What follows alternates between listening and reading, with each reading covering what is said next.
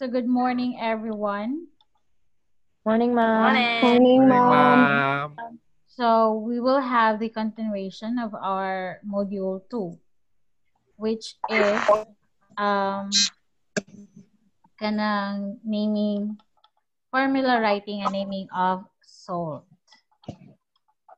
So what's new direction? Bond the elements listed below. So Na and Cl becomes Sodium chloride. sodium chloride charats, NaCl. Cl and phosphorus. Kanat. How many chlorine can bond with phosphorus? Ay, or how many phosphorus can bond with? PCl3. Huh? PCl3.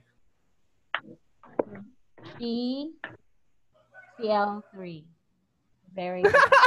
It's PCl3. Dili Cl3P. Nga nang dili man Mas Cl dako man og electronegativity ang ang chlorine sa maulahi very siya. good. So actually, sa next na siya nga lesson, ako lang gi-check kung naba mo'y learning sa atong PCAS. So, PCl3 dapat siya, it's because kung ato siya isulat, mahita sa ko, hanap ko akong ballpen nga red. Ay, akong gidala. Wait. So, kung ato na siyang isulat into dots,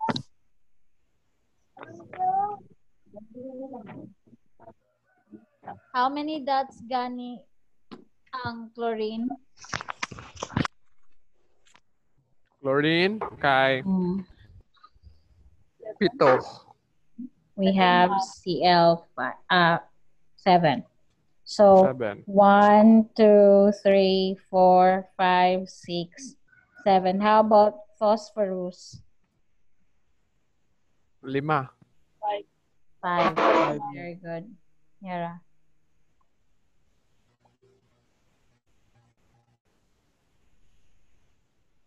Okay. So 5. 1, 2, 3, 4, 5. Diba mo na yung dagway? There. That one. Kana, klaro? Yes, ma'am. Okay. So, now based on its electron dot structure or Lewis electron dot structure, what is the most probable thing would happen between chlorine and phosphorus? Would they release electron? Would one of them release electron or none of them would release electron? None of them will release electron. Okay. So, chlorine has 7. Therefore, isa na lang yung kulang para mahimo siyang stable. So, dili siya pwede nga mag-release. Phosphorus, on the other hand, has 5. So, tulo na lang po yung kulang. So, dili po siya mag-release. So, between chlorine and phosphorus, what would be the best thing to happen? Would they just ignore each other or share? Okay, they will share their electron. So, when they share, you will just connect the dots, those unpaired electrons. So, dili pwede nang imabaw sa P or kanang imabaw sa Cl. It's because those electrons already have pairs. So, kanang Lone mga naka-pair na, dili na pwede. So, dito ta sa mga unpaired. So, si chlorine siya isa kani, which will bond with one ni phosphorus. Okay. Is it clear? Yes. Now, Yes. karon, okay na ba si chlorine? Stable na siya? Oo, pero ang phosphorus. Yes, si phosphorus phosphorus ang kulang. So, we will be adding another chlorine. Pwede diri na ito ibutan sa ubos si chlorine para mas dali kay dili kay magliko-liko atong Bias man kapag si chlorine ra ang mo stable. O, so mag-add ta og another chlorine here. So, pwede na to na siya. Medyo slight lang atong dots width. Ay, ato ang line width. So, another chlorine there. So, is phosphorus stable? Not yet. No. So, kulang pa og isa. We will be adding another chlorine. home. And then connect their dots. So, based on this particular geometry, phosphorus is our central atom. Diba? Based on our covalent bond. Pag central atom gani siya tuang unahon og name. So that's why in naming or in writing this formula, we will write first the central atom, ang atom nga naa sa tunga. So which is the P. So we write P first and then followed by Cl. There are 3 Cl connected to phosphorus. So our chemical formula is PCl. So if we also based it on our electronegativity value, P has lesser electronegativity value compared to Cl. So P is more ready to release its electron compared to chlorine. Nasabtan? Yes. Yes, ma'am. Okay. Yes, ma'am. So we have PCl3. How about helium and aluminum? No bond is formed. Yes, no bond is formed since helium is already stable. Calcium and oxygen. Calcium oxide. Calcium dioxide. Ay, dioxide. Carbon and oxygen. We have carbon dioxide. Carbon dioxide. Calcium. Carbon din. Carbon. So we have C4 dots. And then oxygen has 6 dots. So 2 of the lone atoms of 1, 2, 3, 4, 5, 6. Wala kay labot. And then this, to that. And then another oxygen.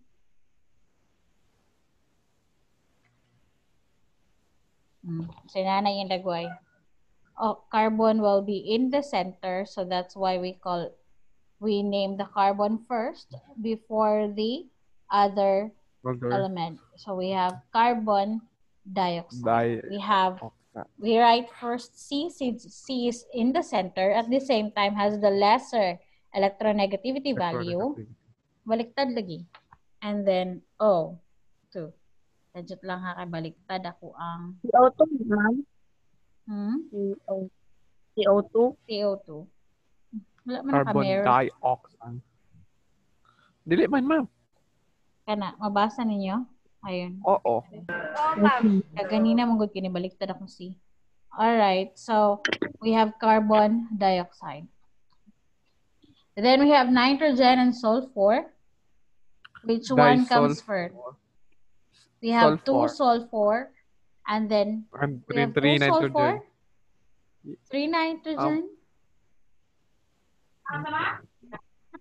Sulfur and nitrogen. Which one has a lesser electronegativity value? Nitrogen. Sulfur. Let's see. Let's Sulfur. see ha. Where's Sulfur kay 2.5, dayon ang nitrogen kay 3. Wait lang. Nitrogen kay 2. I will share it to you. I will share this and share that. Okay. Have you seen magiging this? Have you seen this electronegativity value? Yes. Okay. Now, sulfur has 2.5, while nitrogen, on the other hand, has 3.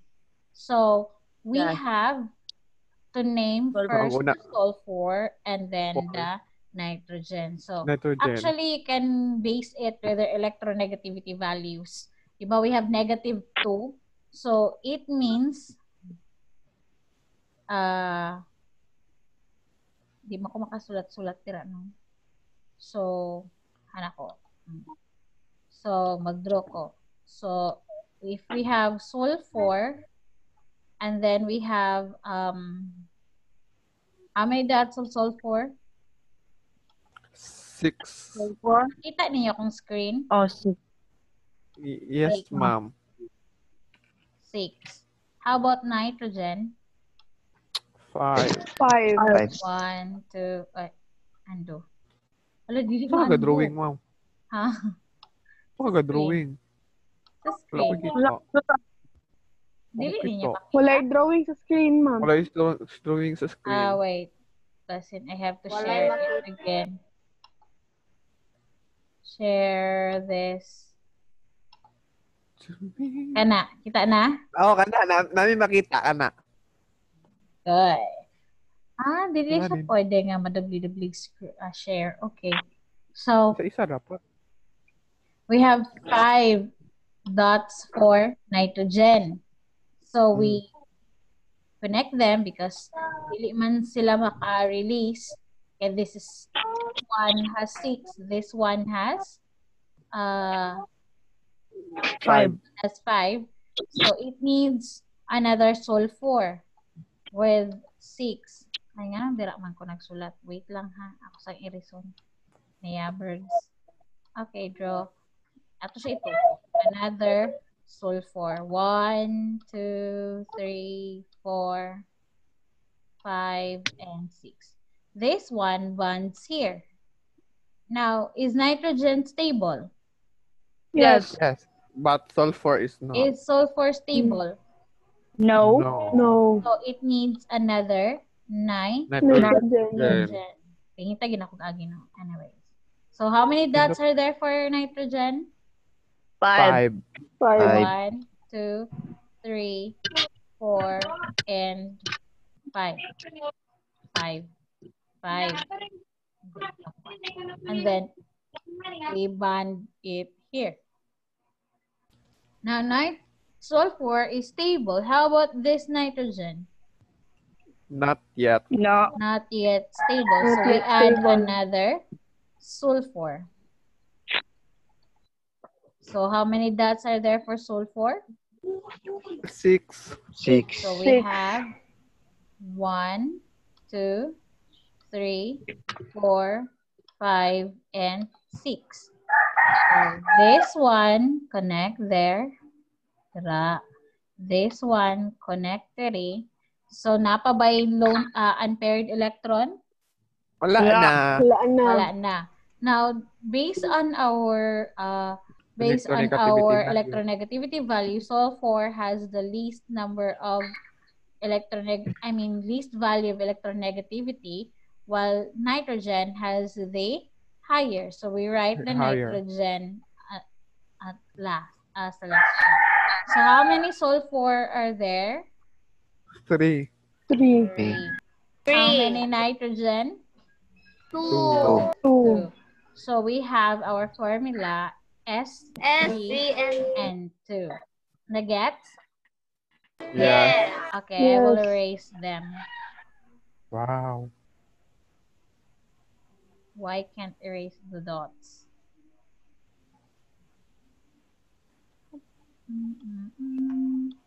Uy. Okay, so next, oxygen and calcium. Calcium oxide. So Calcium what do you oxide. think the bond formed here? Is it still covalent or ionic na? Ionic. Ionic. So let's have oxygen. How many dots are there for oxygen?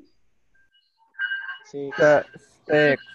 1, 2, 3, Ay, 6. 4, 5, and 6. How about for calcium? 2. 2. 2. So which is favorable for oxygen to do? Release the 6 or accept 2? Accept 2. Accept 2. 2. Now let's examine the partner. What would calcium do? Release? Release 2. Release. Release 2. Accept. Okay. Release So, 2. calcium has 2 valence electron, therefore it's more favorable for calcium to release the 2 than accept the 6 electron. So karon kay iya mang i-release, we cross it. Ano kung X, wala na nito no. So meaning we tanggal this and transferred it here. Then this one also we cross it and transfer it here. Nabilin sa iya ha? Wala na. Wala na. We close it in a bracket.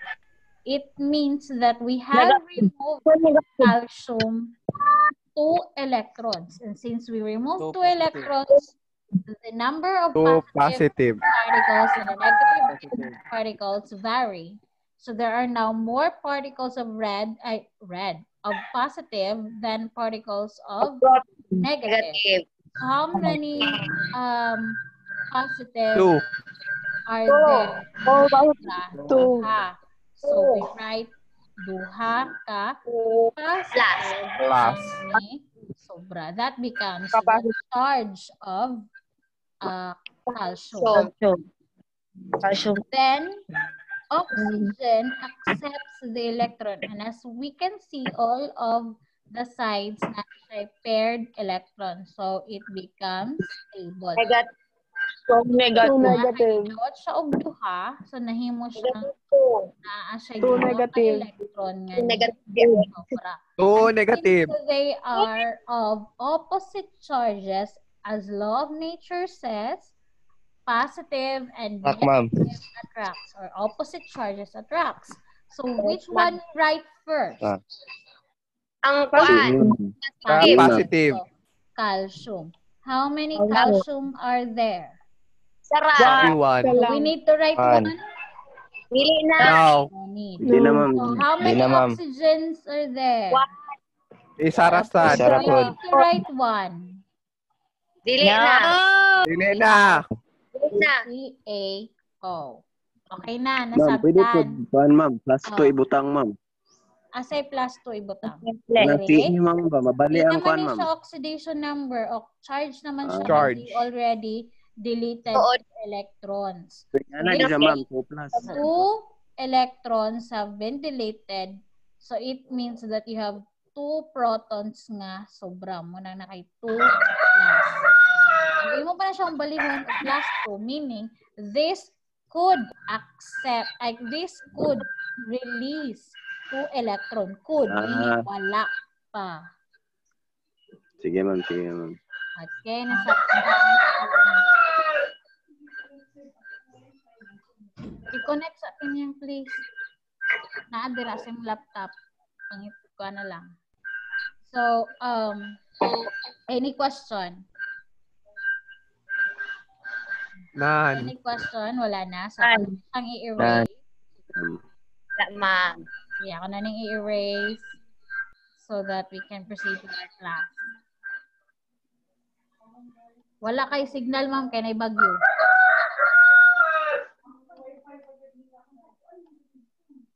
Morning, ma'am. Regards ko sa manok. Insay na yung manong. Okay, so let's go to salt. Salt is one of the product of neutralization. And it is very easy to identify because neither hydrogen or hydroxide ang iyang cation or anion. So ang iyang cation, pwede maskin unsa except hydrogen. Ang iyahapong anion, pwede maskin unsa except for hydroxide. So again, it is a product of the neutralization reaction of acid and base, which we will going to know later next meeting. So please do not answer yet your module. So mag-discuss sa tatay sa ako magpa-answer sa module para klaro-klaro ang dagan sa panahon. Nasabtan? Okay, ma'am. Don't worry, ma'am. Walay answer. Yes! Very good. So types of salt. So we have 2 types of salt actually. Just like your acid, salt also has kanang 2 Ionic. types, the binary and the ternary salt. Actually, napani siya isa. Duha ni ka binary salt, na kay binary salt of metal and non-metal and both non-metals. So, for binary salt of metal and non-metal, this is formed through ionic bond. So, hindi ko maka-highlight. This is formed through an ionic bond. So, kay ionic bond man sila, it means it is composed of a positive charge cation attracted to the negative charge anion. So we will base the number of particles on their oxidation number or their charge. So dinhi ma-apply ang gitawag nato og crossover. Multiply. Kasi cross multiply. Yeah, bug. So, Nag-unggoy. example, beryllium and chlorine. So, beryllium is a metal, diba? So, ako sa i-share sa inyo ba sa libog mo asa may metal ani asay non-metal. Lagi ko kay istorya. Amang na. Okay. Have you seen this bar here? Kita mo ani nga bar? Ladder. Yes, ma'am. So this bar, kani siyang ladder dire is the kumbaga kana bitang gitawag Separation. nato og Borderline. end, borderline. Borderline sa metal og non-metal. Sugod diring linya ha. This is included. Sugod diri taman dinhi are metals. Sugod dinhi taman diri are non-metals. Metals. Na natin gitawag og metalloids, but these metalloids could either release or accept electron depende sa kung asay mas favorable. For boron, for example, mas favorable niya ang mag-release of electron. So, it is more metallic than being a non-metal na substance. Yes. Okay. So, dili day kay metalloid siya, wala na gid siya buhaton. So, depende ang iyahang depende iyahang property kung asa siya nga group na belong. Am I clear? Yes, ma'am. Yes! Okay. So, I will share another. I will share this. Let's go back to our... Okay. So, beryllium here is non-metal. So, pag makita ganit tagduha ka element adding each other, tantawon na to if they are metal or non-metal. So, in this case, beryllium is a non-metal. Beryllium is a metal. Chlorine is a non-metal. Metal. So, kay non-metal man siya, we have a binary salt of metal and non-metal. Therefore, barium ma'am. beryllium. Ang answer ba, Di ma'am? ma'am, ang sir mo ba na imong kuan? Hello, nahimo siyang Barium. barium. Kindly check it on your module. That is a typo. Kinsay nagsulat-sulat ng bago na karon. Patay! Kanang ga-off cam. Hala! Kadagaw kam. Uy, ma'am! Sige na. Ang oras. Una-una nga itong oras nagdagan. So,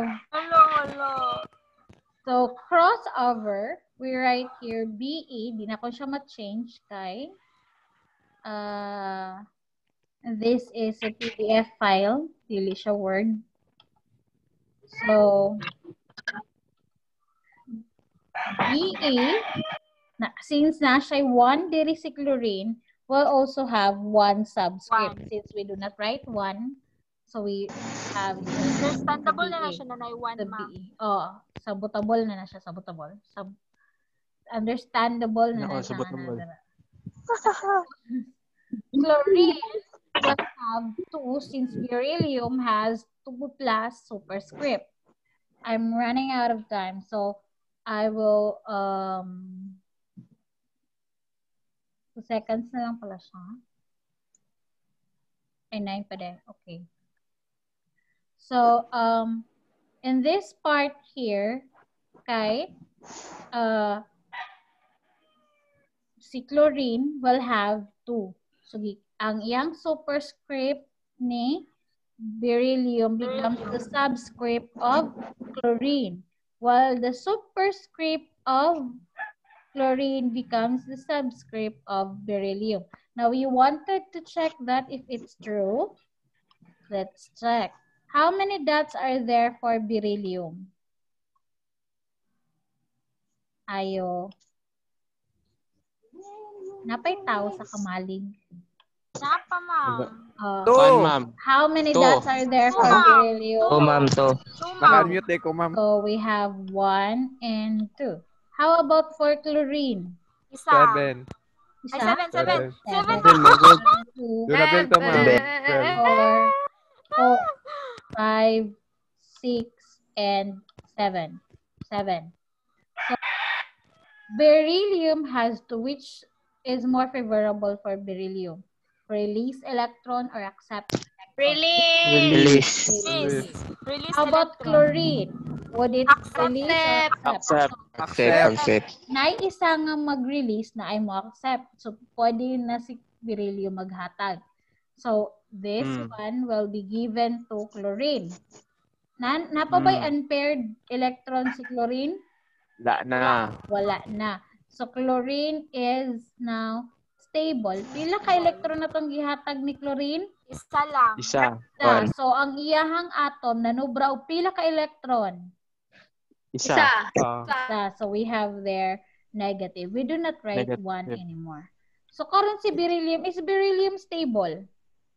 No. No. Pero hapit na siyang mas stable. Unsay dapat yung buhaton para mas stable na gid siya? Ihatag ang sobrang isa. Mag-release pag yun. Release pa yun siya. Mag-release pag yun siya. So, we have another chlorine with 7 valence electrons. Sabi ko your hair. So, kani si beryllium diri, iyan na po nang ihatag dito kay chlorine number 2. Si chlorine number 2 becomes stable. So, just like the other chlorine, nahimo siyang charge na negative. Beryllium, on the other hand, release all the valence electron and becomes stable. Two The positive. number of proton and electron are not the same anymore. Nanubra ang proton og duha. So, you have a charge of 2 Two positive. Nasabtan. Yes, ma'am. Saan naman akong 2? Whatever. So, now which one we will write first? The beryllium or the chlorine? Beryllium. Always Beryllium. write the Og electronegativity. positive. Positive. Mangod sa good. May una. Gamay. Pag ionic bond gani, we always write the positive first followed by the negative. If it is ionic bond. Ang basihan na tong electronegativity dito na sa gitawag na tong covalent bond. Yes, ma'am. Okay. So we have beryllium followed by chlorine. How many chlorines are there? Dua. Duha. So sakto ba nga itong i-criss-cross? Nagkapariha ba sa itong i-check? Yes. Yes. Okay, very good.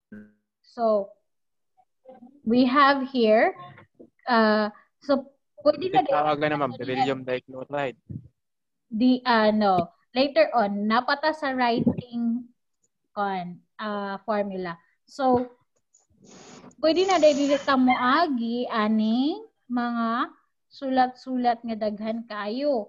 Pwede ra di ay pag binary salt, Criss-cross. metal and non-metal, pwede ra di ay ato siyang i-cross or ato i-cross over ang ilahang superscript and becomes the subscript of the other. Each other. Yes. So, this is also true with potassium and oxygen. Potassium is a metal, oxygen is a non-metal. So, we have a binary salt of metal and non-metal. Pag metal gani, isa sa ilahang characteristic is that they release electron. Pag non-metal, isa po silang characteristic, they do not release their electron. So, one that release one that do not release. So this one that do not release could accept the electron that will be released by potassium. So pwede na siya nimo i-crossover. So K will have 2 since oxygen has 2 superscript. So we disregard the charge anymore. And then oxygen will have 1 since 1 lang po ang superscript ni potassium. Now let's go to the other example. We have boron and sulfur. So crisscross, boron will have 2 since sulfur has 2 superscript. Tapos sulfur will have 3 since boron has superscript of 3. We just cross it over. Then aluminum and nitrogen. So we have both 3. So kay 3 man silang duha, pwede ba nato ma-simplify ni? Yes, to empirical formula. Yes, this is what we call the molecular formula. We can simplify this by dividing the 3 with 3. So their least common multiple is 3. 3. So we divide them with 3. 3 divided by 3 is 1. And we do not write 1, so we just have the Al. For nitrogen, 3 divided by 3, so that would be equal to 1. So we do not write 1, so we have N. So we have AlN. Any question with the name writing of binary salt of metal and non-metal? None. So nasabtanan sa pag-write sa formula? Yes, Ma'am, ma'am. what if, ma'am, ang ila ang Yes. substrate, ma'am, kay, di ba, both 3 man siya sa aluminum o Yes. and, tapos, what if, ma'am, kung kuan siya 6, tapos, So ato i-assume na ay 6. No, ato i-assume. Yes, ma'am. So say for example, aluminum is 3 plus kinsa ba mag negative 6. 8. Butangta si calcium. Accidentally midawat sa og unom ka electron. So calcide siya. Kunwari lang ha. Kasi yung seryosohon. So say for example, we have Al. Diba crossover? Cross over. Okay. So si superscript ni calcium becomes the subscript, the superscript of aluminum becomes the subscript of calcium. While the superscript of calcium becomes the subscript of aluminum. And the superscript of calcium is 6. So we have Al 6. And then calcium Ca3. is 3 because the superscript of aluminum is 3. Now, these 2 can be divided by 2. Di ba? Pwede na to siyang ma-divide with 2 para ato siyang ay, 3 tama, 3. Yang least common multiple is 3. So, 6 para multiplier nila kay 3. So, we have here that becomes Al Al2. Ca. 2 Ca. Ca. Kung si Ca mo dawat og unom ka electron. Pero this is very, very not true. Kay Ca would always release electron. So, yun na siya. This becomes your this becomes the molecular formula and this becomes the empirical formula. So, pag makita gani